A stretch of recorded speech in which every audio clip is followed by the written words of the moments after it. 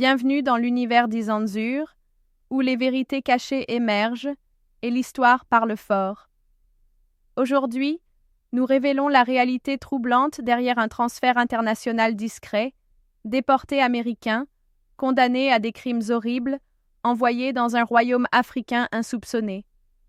Dans un développement profondément troublant, 5 personnes nées à l'étranger, condamnées aux États-Unis pour des crimes comprenant meurtre, agression sexuelle sur un enfant et violences aggravées, ont été secrètement expulsées vers la petite nation africaine du Eswatini. Les expulsés viennent de Cuba, du Vietnam, de Jamaïque, du Laos et du Yémen.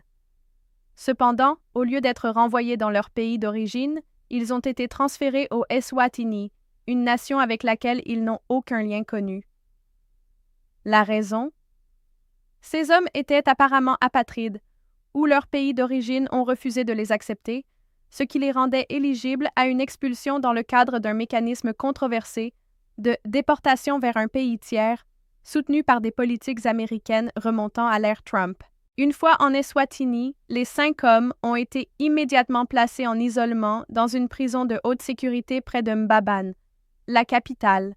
Les responsables ont affirmé que cela était pour des raisons de sécurité. Malgré leur classification comme à haut risque, le gouvernement eswatinien insiste sur le fait que ces hommes ne représentent aucune menace pour le public, ce qui a suscité l'indignation et la confusion parmi la société civile et les groupes de défense des droits. Les critiques affirment que le secret entourant l'accord entre l'Eswatini et les États-Unis soulève des drapeaux rouges. Les défenseurs des droits de l'homme soutiennent que de telles déportations violent le droit international et exposent les pays africains à des risques de sécurité inutiles, tout en contournant la responsabilité publique. L'Immigration et la douane des États-Unis, ICE, n'ont pas divulgué publiquement l'accord, et même des membres du Parlement eswatwinien ont déclaré qu'ils n'étaient pas au courant d'un tel arrangement.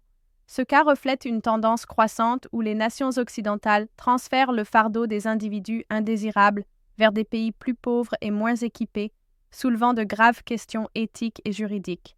Ceci est l'univers d'Izanzur, révélant les ombres derrière les décisions mondiales. Posez-vous la question: qui profite réellement de ce système de migration cachée? Et pourquoi les nations africaines deviennent-elles des décharges pour les puissances mondiales? Abonnez-vous pour plus de vérité, plus de feu et plus de résistance.